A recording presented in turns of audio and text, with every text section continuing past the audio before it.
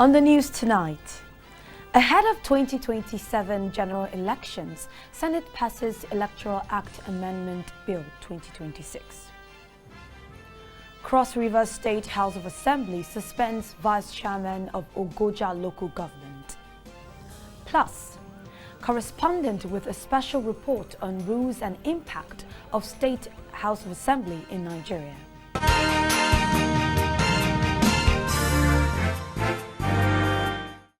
Good evening and welcome to NTA Parliamentary News. I am Deborah Olumayoa. Senate on Wednesday passed the Electoral Act Amendment Bill 2026 with a proposal of 5 million naira fine for electoral offences like vote buying. It also adopted both manual and electronic means for transmission of election results. National Assembly correspondent Lami Ali reports. Do it painstakingly, taking our time to ensure that what comes out reflects the yearnings and aspirations of all Nigerians. And also to be sure that the next election, all questions connected with the next election will be answered by the amendments. It took the Senate more than 8 hours of closed session and 4 hours for clause-by-clause consideration to pass the Electoral Act Amendment Bill 2026. The party who alleges non-compliance with the provisions of this act in conduct of election shall call oral evidence. Judges are saying that we are not going to speak to your documents or go through and do extra work. If you come up with documents, come and tender them and prove them. The bill seeks to enhance credibility of elections in Nigeria and ensure that stakeholders are held accountable. In the amended document, the permanent voter card remains the means of voter identification as Senate rejects the downloadable voter card with unique QR code. Though the Senate endorsed increasing electoral offences-related fine from 500,000 naira to 5 million naira, it jettisoned the imposition of a proposed 10-year ban from contesting election on anyone found guilty in this regard. Senate supported both manual and electronic transmission of election results. In view of some disparities in the legislation passed by the Senate and House of Representatives, the Red Chamber has constituted its conference committee with the Chief Whip, Senator Mohammed Tahir Mungunu, as chairman for harmonization. Senate had, at the commencement of plenary, condemned recent security breach in Katsina State, which left scores dead, including some personnel of the Nigeria Police Force. The criminals continue to exploit porous corridors, including the Machi Kanduse, Mike Kasua axis in Kaduna State. People are unable to engage in their agricultural activity and therefore negatively impacting on food security of the country. Face them squarely. While we commend the military, we should also, all hands should be on deck. Intelligence gathering comes before force. The sheer determination shown by the bandits indicate that we need to add more force. We need to bring more technology. We need to deal with the situation decisively. It commended President Bola Tinubu and security agencies for prompt intervention. Senate also held a valedictory to honor late Senator Okechukwu Ezia, who represented Enugu North. Offer prayers for the repose of the soul of late distinguished Senator Okechukwu Ezia. Plenary has been adjourned to Tuesday, 24th February 2026. From the National Assembly, Lami Ali, NTA News. Now to public opinions on state legislative activities. Political analysts on some members of the public in Yobe State are calling on the state lawmakers to do more in championing the cause and addressing concerns of constituents through effective legislation. This is the addition to regularly updating constituents on legislative activities and promotion of government policies and programs in Yobe State. Correspondent Babagana Kolo has more. The Yobe State House Assembly is an integral part of the government as one of the three core arms alongside the executive and the judiciary under the principle of separation of powers. It is constitutionally empowered to make laws for the peace, order, and good governance. The Deputy Director Legal Services Yobe State House Assembly Ibrahim Jibrin Madaki explained some of the primary roles of the legislature in lawmaking, representation of constituents' needs in the assembly, conducting oversight functions, and constituency development. Primary duty of the legislature is what? Making law. And that law must come from a member, executive, or maybe community or civil society organizations. Then another function of the legislature is representation. By representation, it means every member is expected to now represent the constituency where he or she comes from. And then in that representation, the member is expected to now contribute, maybe through a motion, if there is anything that is bedeviling the community or where he comes from, he can now sponsor a motion. Some motions are motions of urgent public importance. Some motions are motions that it's not urgent, but the motion is maybe brought to the plenary in order for the legislators to now debate upon it and see and call on the executive to now implement or to take some actions in order to see that maybe certain things that is taking place has come to an end. Political analysts and some members of the public, however, shared divergent views on whether the state lawmakers are meeting the expectation of the constituents. If my representative in the state assembly supports a particular idea, I am the one supporting that idea because I voted for him, or my constituency voted him to represent us in that assembly. That is how important they are. They help in ensuring that the needs of the people in terms of health care, water, electricity, security are taken care of by the state. So where there are problems or challenges, it is the responsibility of the different members representing different wards to present it in the House. Okay, so they are more or less protectors and champions of their people at the state level. They are the tier of government that is closest to the common man. So they know what the common man needs, that is the people of the grassroots. They are in contact with them because they cannot reach the executive. It's too far away from them. But they are with these people who elected them. So they tell them their wishes and aspirations and they bring it to the government. They are not there just to warm seats. I always expect my representative to be heard, making laws, so that at the end of the legislative year, to be proud of, to see my representative on the scorecard. The general consensus among the political analysts and the members of the public were each of the members of the State House Assembly is expected to be a strong advocate of constituents' needs. In Damaturu, I am Babagana Kolo, NTA News. Similarly, across Nigeria, state houses of assembly are constitutionally empowered to serve as the people's parliament, making laws, overseeing the executive, and amplifying citizens' voices. But in Bayelsa State, questions are growing louder about how active and impactful that role truly is. State House of Assembly correspondent Baratwapere Awe takes a closer look at the Bayelsa State House of Assembly, its role, its perceived inactiveness, and what this means for ordinary citizens. The Bayelsa State House of Assembly, an institution designed to safeguard democracy at the grassroots. Within these chambers, laws are expected to be debated, executive actions scrutinized, and the needs of the people brought to the forefront.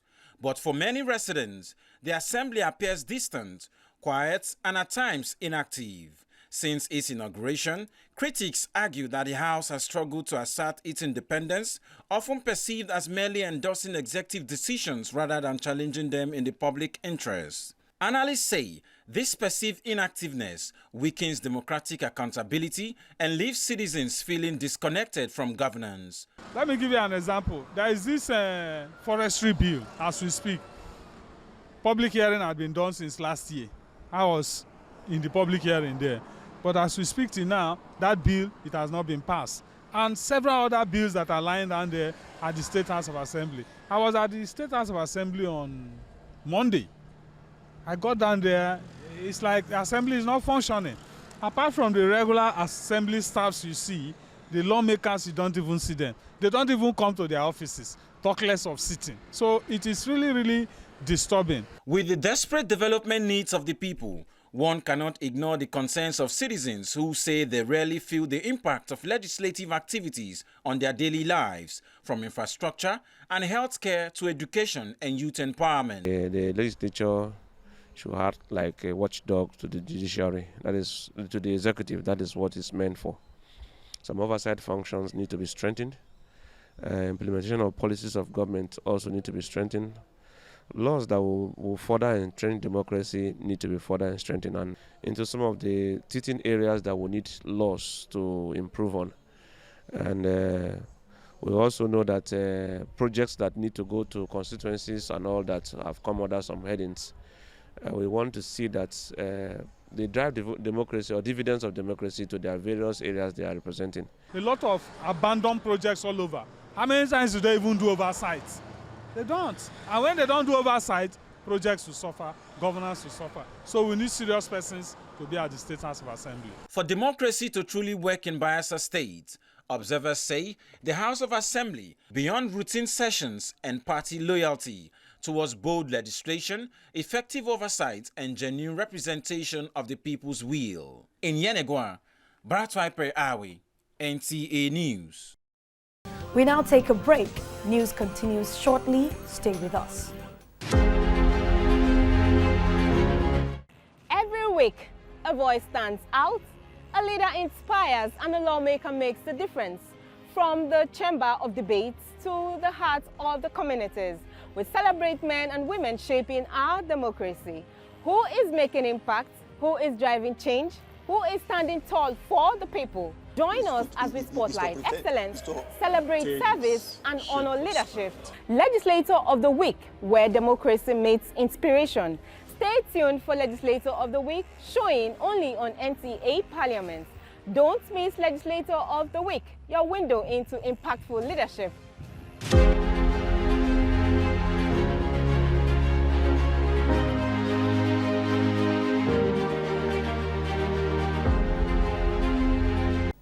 Welcome back. You can still watch this news and other programs on our social media handles showing on your screen. The Ebonyi State House of Assembly has passed an executive bill disbanding and delisting Amasiri Development Center for allegedly attacking Okporojo community. Correspondent Samuel Okpo reports that the delisting of the development center was part of measures to curtail conflicts in different communities in the state. Development centers, initially known as local government areas, created and established by the law in 2001 by the first civilian governor of Ebonyi State, has over the years served as the fourth tier of government with coordinators appointed to man them. Following several amendments of the establishment law, the development centers have increased from 21 to 64 with the aim of bringing the government closer to the people. Amasiri Development Center is one of the 64 development centers in the state. The decision to disband and delist Amasiri Development Center was part of sanctions meted to Amasiri community for allegedly attacking Okporojo community, which left 5 persons dead while others were allegedly abducted and many houses razed down. In a letter presented by the Speaker during plenary, Governor Francis Nwefuru requested the House to disband and delist Amasiri Development Center as one of the development centers in the state, hinging his decision on the recent alleged attack by Amasiri community. I believe that for something like this to be going on in a development center, what it means is that the creation of that development center, the objectives have been defeated. Therefore, it is not worthy to exist. Before the passage, members of the House, including the Speaker, took turns to deliberate on the executive bill wherein they condemned the dastardly attack on Okporojo community and supported the governor's decision to disband and delist Amasiri Development Center to serve as deterrent to others. This bill is the government of the state. It is not just serving as a deterrent to the people of Amasiri, it is also serving as a deterrent to other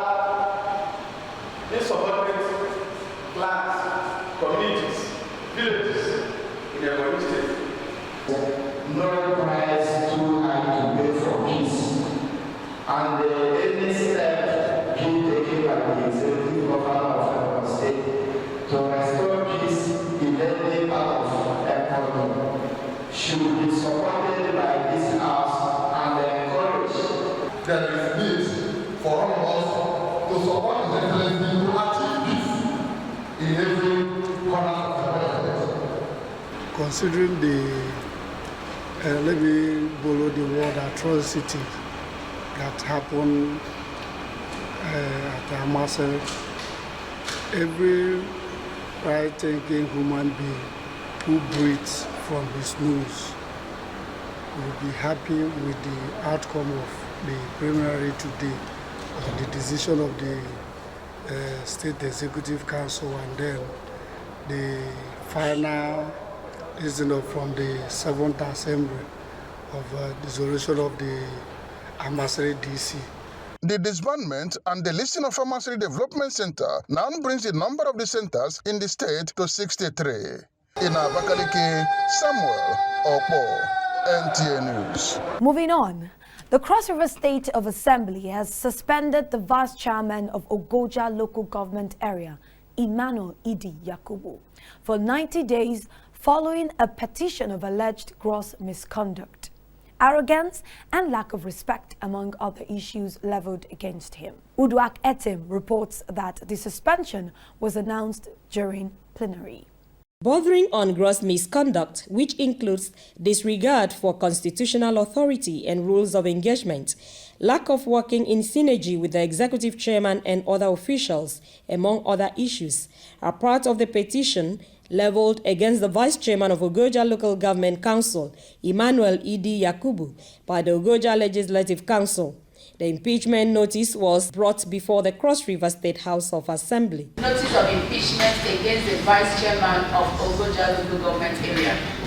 This decision is reached by the members of Abuja Legislative Council based on careful consideration of his actions and activities that have negatively affected the smooth running and development of Abuja Local Government Area. The House deliberated on the issue, stressing that every elected officer should abide by the law. He has alleged that he has committed gross misconduct. And of course, you know that by law, gross misconduct is as defined by the councillors, by that legislative house. And so, for that alone, it is a clear message. Mr. Speaker, it is clear in the local government law. There are two sections, Mr. Speaker, I would like to cite.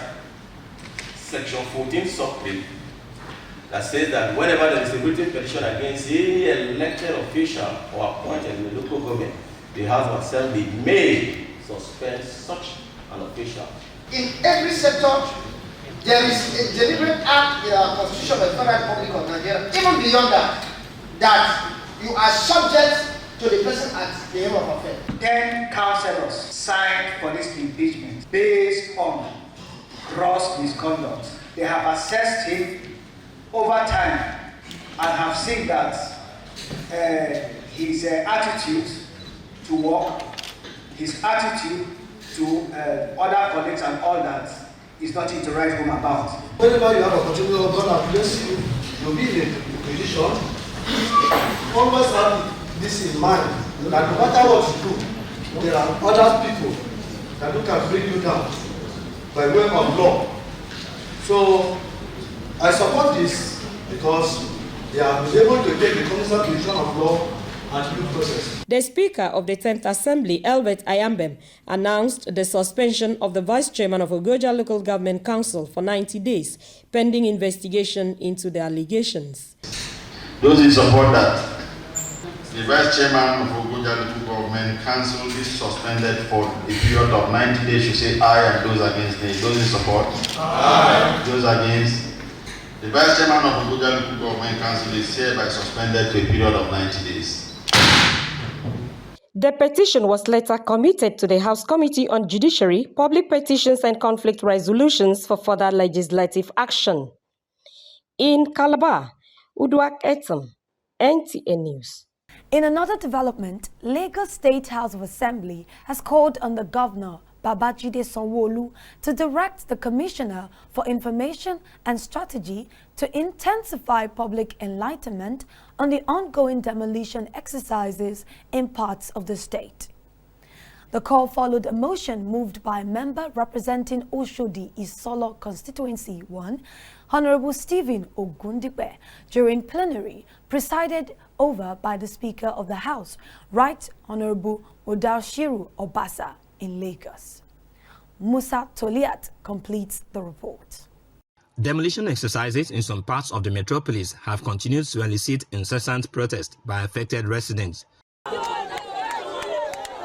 However, the recent violent protest which necessitated the police to disperse the violent groups seeking to occupy the House of Assembly with minimum force necessitated the plenary to address the ugly situation. The plenary, which was conducted in indigenous Yoruba language, raises the need for the legislature intervention to douse the growing tension across the metropolis. Member representing Oshodi Isolo Constituency 1, Honorable Stephen Ogundipe, who raised the motion on that matter of urgent public importance, stressed that there's need for the executive to intimate the legislature on sensitive exercises like demolition, while condemning the use of violent protest to seek redress. Some lawmakers want the executive to carry out urban renewal with human face, though such exercises might be necessary. Others identified increased investment in affordable housing scheme as a way to holistically address frequent agitation when the need for demolition arises. The House unanimously resolved to commend the Commissioner of Police, Olondare Jimoh, for his professionalism in handling the recent violent protest around the House of Assembly. In another development, the Lagos lawmakers have condemned news making the rounds that the legislature pardoned the recently passed 2026 appropriation bill to make provision for the purchase of houses in Abuja for its members. The lawmakers asserted that the information is fabricated with the aim to mislead the public and should not be taken seriously. The Speaker, Right Honorable Odaoshiru Obasa, described the situation as a serious allegation aimed at damaging the institution's reputation. He therefore directed the Clerk of the House to formally request the media outlets that broadcast the misinformation and the individual responsible for spreading the rumor to retract their statements immediately. He says failure to comply would result in necessary actions from the media headquarters through the House. Chairman, Committee on Information, Strategy and Security, Honorable Stephen Ogundipe, sheds light on the decisions taken during plenary. So if the governors could come out openly to tell Lagosians that illegal structures, shanties and all the things in Lagos must go. Our own is to appeal that those who have documentations, those who have CFOs, those who are there legally, must be well compensated and reasons. So probably we look for a low-cost housing or things to make things also. We are also concerned. We are also concerned that nobody, if we are representing people, how do we want same people we are representing to go out of shelter? Or how do we want them, despite the economic challenges, to also have their own issues? So what we are saying is that all of us must collaborate to get to the bottom of the issue. The Speaker has also called on Attorney General of the state for appropriate guidance and action on the matter. In Lagos, Musa Toliad, NTA News. Well, the Cross River State House of Assembly has called on the executive arm of government to take proactive action against drug abuse in the state. This came as a matter of urgent public importance raised by the member representing Yakura's 1 state constituency, Cyril Omini, following the killing of a father by his son in Ugep, allegedly under the influence of drugs. Uduak Etim reports. The killing of a man, one Mr. Basi Okoy, by his own son, Ubi Basi, in Ugep, has caused unrest in the community, as it is believed that a normal person in the sane mind cannot kill his father except under the influence of drugs. This case was brought before the Cross River State House of Assembly by the member representing Yakor 1 state constituency, Cyril Omini, as a matter of urgent public importance, highlighting the need for the government to take proactive action against drug abuse in the state, which has become prevalent among youths. A young man in Ghana beheaded his father. The father happened to own a place in Yakor called O3 Palace. In this palace, all manner of things are being sold there. Today we have lost somebody, and with the condition we see the son, we're not even sure he's going to make it. Mr. Speaker, it's on that note I am calling on this House to look deeply into this issue. Other members made their contributions, noting that increased awareness in schools will help curb the menace. This awareness in our school curriculum, where the Ministry of Education, through the Commissioner for Education, through this ministry, will make it as a deliberate policy for our young ones from secondary school level. Most of these persons are possessed with evil spirit, possessed with demons. And so we should shout to our community, to our people, that in as much as you need to protect your community, you should also think of the aftermath of what you are doing. The House, however, resolved that the security advisor should, as a matter of urgency, watch into the matter and bring the perpetrator to book as a deterrent to other unscrupulous youths, while the state government should enforce a law against drug abuse in the state.